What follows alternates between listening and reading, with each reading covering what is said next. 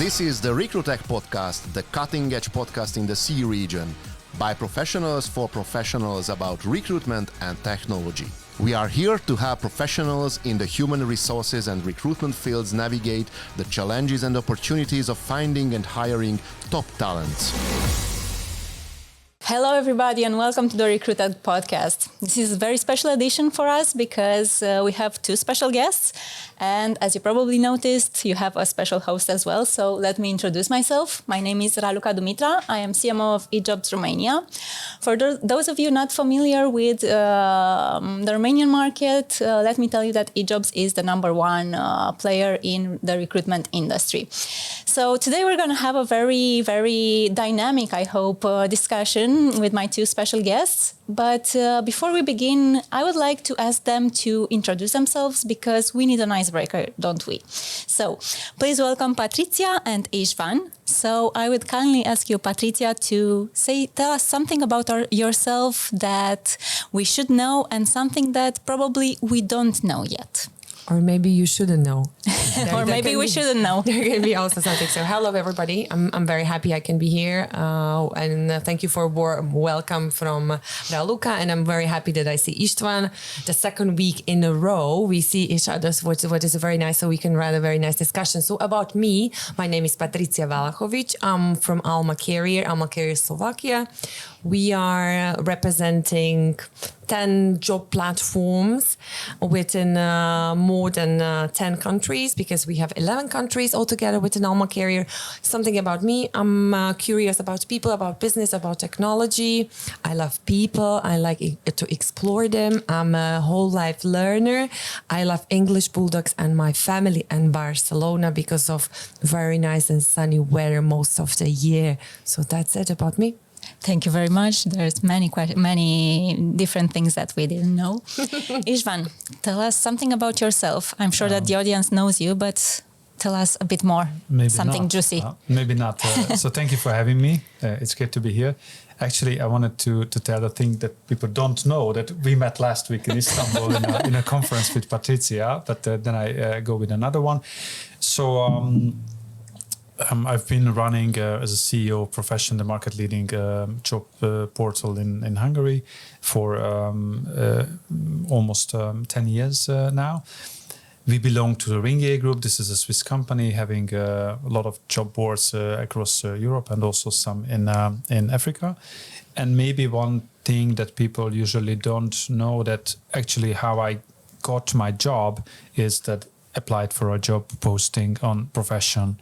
So nice really, I was looking around, I saw this opportunity and I said, I have to apply for that. So I made my career also with Professions. That's why I'm a big believer of this business. That was also my story within Professia.sk, that I also applied for a job there and I succeed. It was a long time ago. But and yes, that's also my story because I also applied on eJobs. Okay. So it's a good thing we're at the same table. Like we have really strong platforms behind us. Or maybe that's it shows that it's nothing special in my story. I don't know. But it's, let's stick with the first one. It was better. Okay. So right now I would like to know, because I'm sure there are a lot of challenges for you as leaders. Is there any particular mistake that you made throughout your career that taught you something very insightful, a mistake which helped you grow, maybe? Well, I will start if I can. Please. When I was first leader, maybe I would say too young. And what I would say, it's not a mistake, but it was the status I had at that time. So I was trying to be like very friendly or familiar. What was not, more people were not happy about that, and they feel like I want to own them somehow, or they were fighting for my let's say some access to them, or they just feel that for some of them I'm better friend than for the others, or better leader than for the others. So it's a lessons to be learned that I need to be like really professional. Job is not my family. I need to be there for the people, but I'm not a family or friend. So this was the lessons I learned like years ago, and it's working quite well. Great. What about you, István? When thinking back, I usually think on bad people's decisions, because it happens. That also through the years, I made one or two hires which were not working out well, which happens.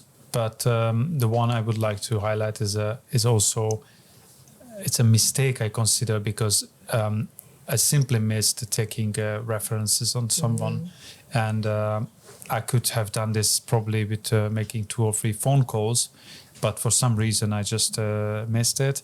And then after that, of course, having a bad hire means that you have someone in the organization doesn't fit the culture and environment. So it takes months until you realize and then fix the problem or something like this. So that's why I consider it a mistake. And since then, I never ever make a hire without making those phone calls. So lessons learned.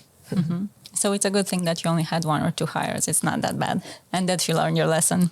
Yeah, but I think this is part of our business, and there is nothing wrong with that. So it's we cannot aim for a 100% success rate with hiring, because then you would probably never hire anyone. So this happens, and can you fix it? Yes, but you try to minimize the risk. Mm-hmm. There is a saying that the people at that moment when they are leaving the company. Yeah. No. Before that, you are taking somebody out of the street. You really can have a references, or they can have some nice wins behind them, or nice brands or important brands, but you really do not know the personality and what kind of achievements or team spirit it can bring to the company. So yes, we know them at the moment when they're leaving. Mm-hmm. That's true. Yeah. If you could change one thing about the HR industry, what would it be and why? Only one thing. To go more for objectives than subjectives. Okay, good one. I pretty much agree with that. This morning I had the chance to show you a lot of data on the stage about the Central European labor markets, and I'm also a data guy, so I like data. I like charts, especially charts. Charts I like even better than data because they show trends, and that's a beautiful thing. But what I see that not enough discussions we have with the clients and business partners are based on facts. I agree. And it's because of a lack of measurement or not used proper systems or something like this. And that's not good, and that's difficult because you cannot make something better or you cannot improve something which is based on just gut feelings or something like this. So that's why it's much better to have the rigid data in there and then trying optimizing funnels, increasing numbers and conversions. So this is better. And interestingly, in the last 10-15 years, I heard so many times already that the big thing for the upcoming year will be that HR will be much more data-driven. But honestly, I don't really see it happening. I don't know. They're just big words. And as we see that in terms of reskilling and skilling and skills of the future, we see that analytical skill plus the creativity and adaptability are the first 3 most important skills we need to have for the future. But of course, not for everyone is analytical skill something very natural. Sometimes we need to learn the people, so the clients to understand it. It will be much better decision making, and we will be much more powerful in decision making when the data stands behind us. And I think we will make less mistakes. So I think this is something we need to learn, all of us. Stop talking, start doing. So it's very good what you are mentioning, István, that yes, we are talking quite a lot about that, but no remarkable changes. Maybe we just need some more time because the change is a big one. So maybe we just need some more time to adjust. It is a big switch. Yeah. It's still about people, but of course we need to see the people in the figures and in trends.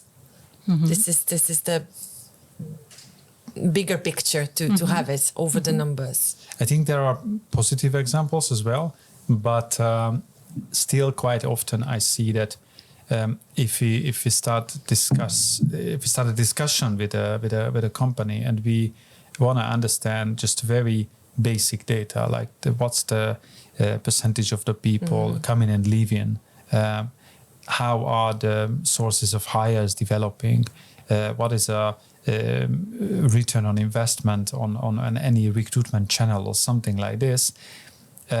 What I see that it's definitely not top of mind in an organization. Maybe they have it somewhere, and maybe they can dig it out from the systems or something, but it's not top of mind. Again, there are some good examples as well, but this is not happening yet in mass production. Why do you think it happens? Why are we so afraid of data, of using data to our best interests? For sure, you need... Because it's not familiar territory.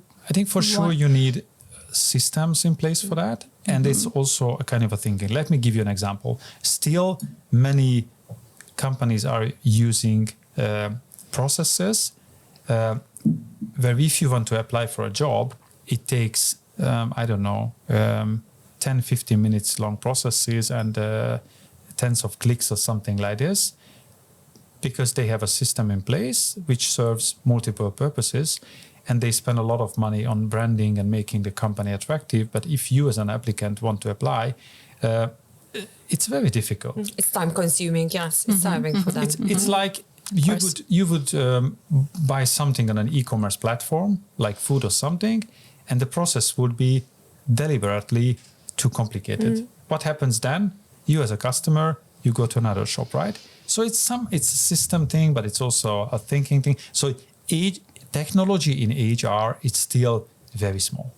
Very small. This is something what is like worldwide confirmed, and we see it also in Istanbul in one of the presentations. HR tech is somewhere in the nappies still, so there is a long way to run, to go, and then to run to maybe reach the fintech where they are already. So there is a lot of work needs to be done. What is good for the vendors, for the providers, for the platforms, for the companies, that we have so many things we can do to reach our candidates, to improve the shortages, to reskill the people, because there is still a room for improvement, which is good news. What would you say to HR professionals or maybe to other stakeholders like top management to convince them that they should embrace and approach data more easily and sooner than later? What would your best arguments be here, your sales pitch, let's say? István is a member of board, so how it what looks would there. you say, I István? have an answer for that because I did it already Please. before. So usually the amount of money companies are spending on personnel is 10 to 50% of the total P&L. So companies are spending a lot of money, really a lot of money on salaries and wages, usually much more than on marketing. And marketing is a perfectly measured thing in most of the cases. But this big bucket of personal spendings is not. So it doesn't make sense, because I think if you have, let's say just 20 or 30% of your costs personal related, even if you can just optimize 1% or something like this, you already have a significant effect on your profitability. So I think this should be the starting point, because if you continue like this, that okay, now I'm spending 20% of my cost on personnel, and I see that fluctuation at a company is 20%. How about I try to reduce it by 5%, and I already then saved a lot of money. And hopefully this opens up also resources for HR, because I think that's also a thing that what we see, that even of those customers who are willing to buy some technology, they have to fight for those budgets for finance or something like this, and it's difficult to pitch them. Even for a few €1,000, they have to pitch for the CFO, something like this, and this is very easy to cut immediately because they said that let's just do it on the old way or something like this. So it's difficult. So I also feel the HR professionals that even if they understand very well that what the job to be done, it's not easy to get the resources, because it's usually part of the financial group of the company or something like this. But I think this is the way to go, that you show that what is your potential saving or potential earning on the cost side, how you can increase the profitability, or how you can make better the profitability of the company. And then I think it's probably easier to get the resources. And sometimes it would be maybe good for HR people to really clearly communicate what they need, what does it mean for the management? How much money is it? What is the time behind it? Because these are the figures the management board understand. Because I have a feeling, and I think this is a good solution. It's like something, it's coming and leaving, it just penetrates your head and without ever noticing ever after. So it's good. So the HR people start really to be also salespeople, to sell their idea and their new solutions towards the board, so they understand that it's reasonable to go this way. And for the questions, what will happen if we will not do it?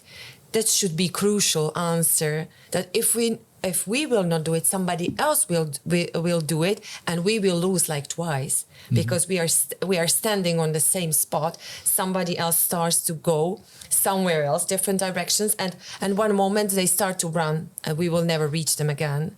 So this is important. Start to communicate different way to the board of directors in the numbers and in the language they understand. So maybe that would be my advice to HR people. So it's a matter of money, and it's a matter of maybe empowering HR. And empowering. Because I think that somehow they don't feel that they have very much leverage on winning the case. And building on what you were just saying, I think the language that the board understands, that's numbers. Full stop. Nothing else. Money.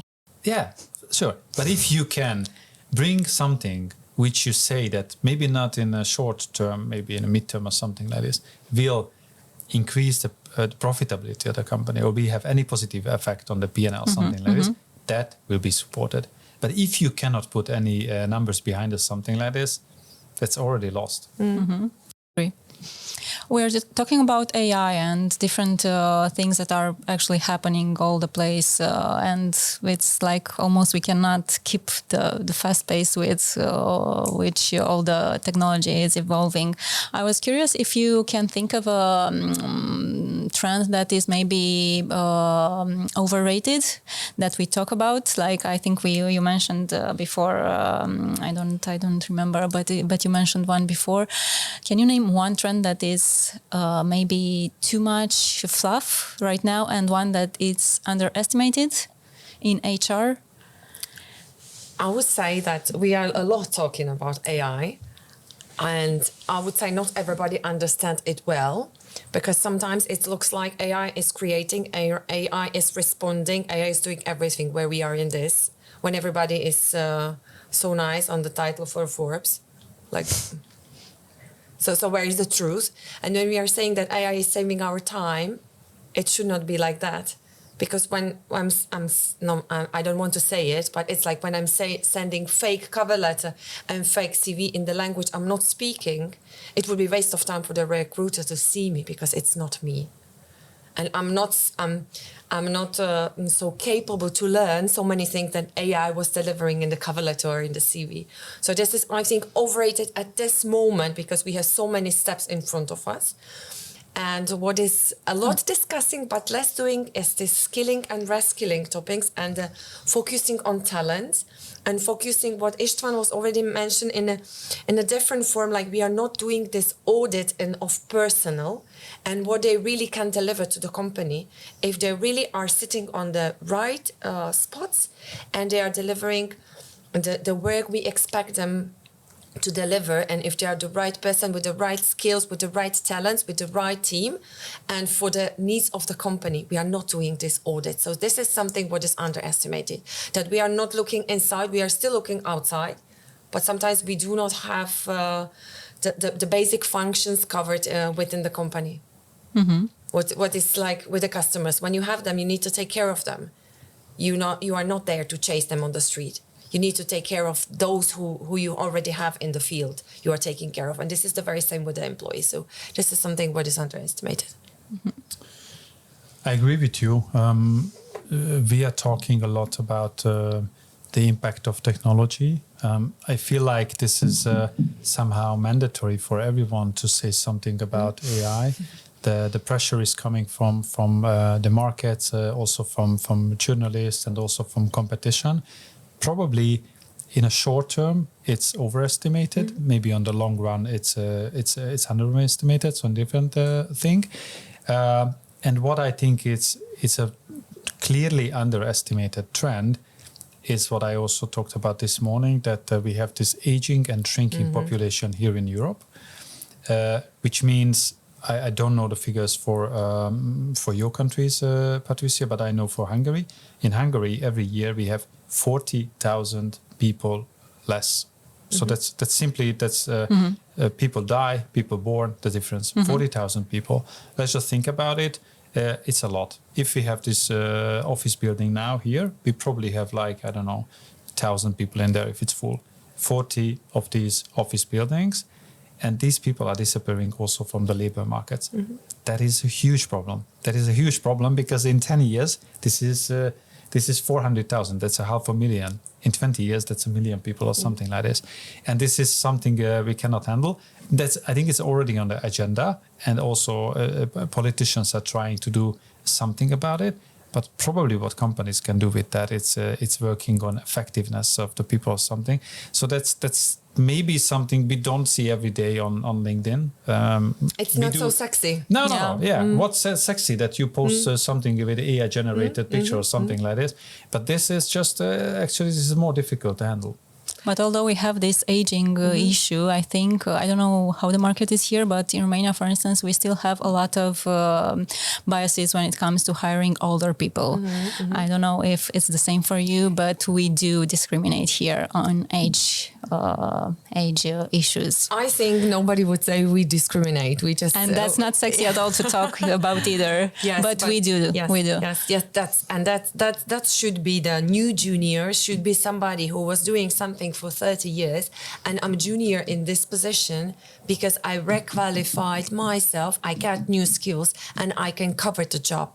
Doesn't matter that I'm 45 or 50 already. So junior is not the one who just freshly graduates or and high school or university. Never ever. The junior can be somebody who is entering the new market, the new job market, with experience he never met before. So this is something how we can fight de-aging somehow.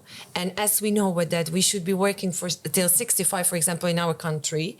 It's a long period where we still need to learn something and go to different industries, but the market needs to be ready for that. And we see on all of our job platforms, and I think all of you can just confirm that we are opening these positions for young and effective and blah, blah team. The people are not young and beautiful. Everybody wants to hire Gen Z. And so on. We do not have people like that. But we have other people who can really bring us experience, life experience, working experience, like total different dynamics to the teams. And as was already mentioned, 4 generations are meeting on the market, which is good because it's so much diverse and they can learn from each other.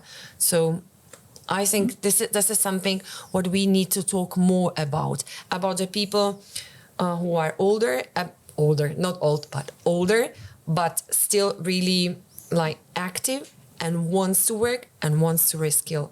Not about young, effective graduates who are very attractive from the start for everybody. And work in Australia or New Zealand and travel there and there. Yes, because they are so open for mobility. So. And I think here as a job players we can also help because we see that people also need advice and guidance for this. I see some positive developments on this case. I think the market situation, simply the labor market tightness, what we have experienced in the last couple of years, forced the companies also to open up. And this also helped somehow that they also are now more open to employ people, 50 plus or something like this. But I also hear from my colleagues that a lot of the phone calls we receive, and this is hundreds of calls every day on our customer service, is coming from these people. Or a very interesting phenomenon that we recently co-organized a traditional job fair, and it was full. To be honest with you, I would bet probably a larger amount of money 5 years ago that job fairs would never exist anymore after COVID. Yeah. And they do. And they are working well. It was full of people, a lot of discussions, a lot of introductions or something like this. So this is somehow coming back. And these are the people in there. They need advice. They want to meet the people or something like this. So I can just confirm, because we are also organizing job fairs in Slovakia and Czech Republic, and it's really working well. So yes, the people need advice, and it's our role to advocate the market somehow, and to bring the knowledge we have from the clients, from the global approach, that what is really happening, and deliver it to the candidates so they really feel better and they have some kind of expertise they do not have. Because another phenomenon what is happening, that is the people, when they are working for more than 5, 10, 20 years somewhere, and they're totally lost on the market. They don't know what to do, and they're really high quality people, really specialists in their field, but they're lost. And it's a shame to lose them, for all of us, for the market, for the companies. So it's good to organize them to meet in person, and to be present on the market also with the job fairs and in person. What advice, and this is also the closing question because we're running out of time, what advice would you give to a professional who is, I don't know, maybe over 40, 45 and wants to switch careers and professional backgrounds? So he needs to be a junior again, and that's a difficult decision itself, because you need to learn a lot of things. Your salary won't be as high as the one you're currently earning, but there's no demand for what you're currently doing. So it's a fact that you need to reskill. How would you encourage them? Where should he or she start with the reconversion? I would say, in case of written a new CV, I would go for skills and talents I can really deliver. So this is the proof I have for my experience, so what I can deliver, and what I really want. These 3 things should be there, because this should be the match. What I want, because I can have skills, I can be willing to reskill myself, but I don't want to do it. So it's not a win-win session there. So it's good to understand why the people, for example, from the top manager position, make the decision that I want to go to NGO, and I really want to do it, and I want to stay there like for next 10 years, because it makes sense to me. So this is something what is important, and many people like don't take it into consideration, and they're like surprised when I'm telling them that this is important to say what you really want, where you want to go, what you want to bring. Is it enough? Is it enough to say what they want? Will recruiters take them into consideration? We need because to learn, I think that's the biggest challenge for them, and that's why they feel discouraged, because they will probably not be taken into consideration because Gen Z is more attractive for junior roles. So. Depends. We are people, and I think this is, again, we go back to your questions, that based on objectives and subjectives. So when somebody is like really clear in his needs and requirements, I think this is the best option than somebody who doesn't know what to do, where to do, what to do, how long. It's so many I don't know. That it would be a big risk for me as a recruiter. But when somebody's standing in front of me, what she or he knows what wants to do, it's like a win-win session then. What about you, István? How would you encourage a job seeker? I think what you're asking is a difficult one, because my probably fast answer would have been that, it's so much knowledge available online, so do whatever you want. But it's not that simple.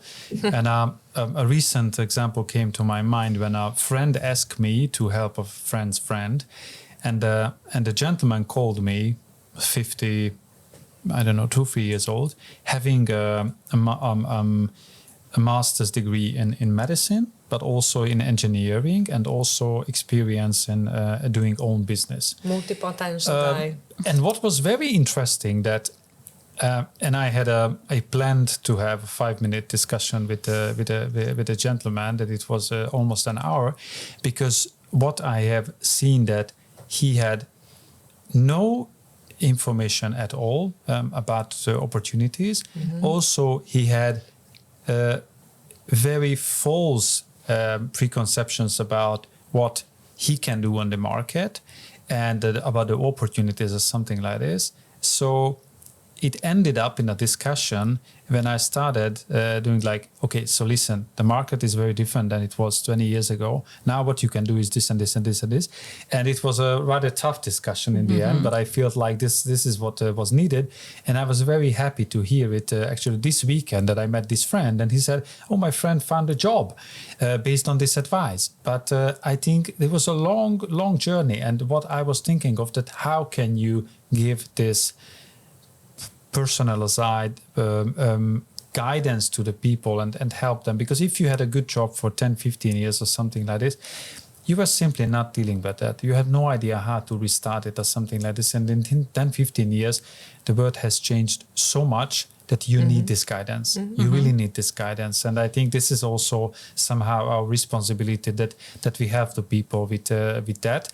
And sometimes these advices for us seem to be very obvious ones. Yeah. But for them, not for these are everybody. not. That's our daily business. That's our bread and butter, as was said already earlier this morning, that yes, we are living in that and we do understand that. Everybody understands, but it's not like that. So that's the reality check. Sometimes it's very good to have. So no matter the age we have, we should always be flexible and admit that there's always something that we can learn and that there are a lot of opportunities, but we just have to be, ready and open to learn and, accept that we don't always know everything about everything. Because and don't be afraid to ask for help and advice. Because even from younger persons, because I think that here's a barrier as well to accept that you need to learn something from someone who is younger than you. And there's nothing wrong with that. I asked my kids to show me how the new social platforms work. And I have no problem with that because they do it much better. That's the thing. Thank you very much, guys. It was a very interesting conversation. Unfortunately, we have to stop here. So thank you for being here, Patrícia. Thank you. It was my pleasure. Thank you very much, István. Thank you very much for watching us, and please don't forget to follow recruiTECH on all their channels and on social media. And we are waiting for your feedback online as well. Thanks so much, and see you next time with another host, of course, and some other guests. And keep in touch. Goodbye. This is the recruiTECH podcast, the cutting-edge podcast in the CEE region, by professionals for professionals about recruitment and technology. We are here to help professionals in the human resources and recruitment fields navigate the challenges and opportunities of finding and hiring top talents.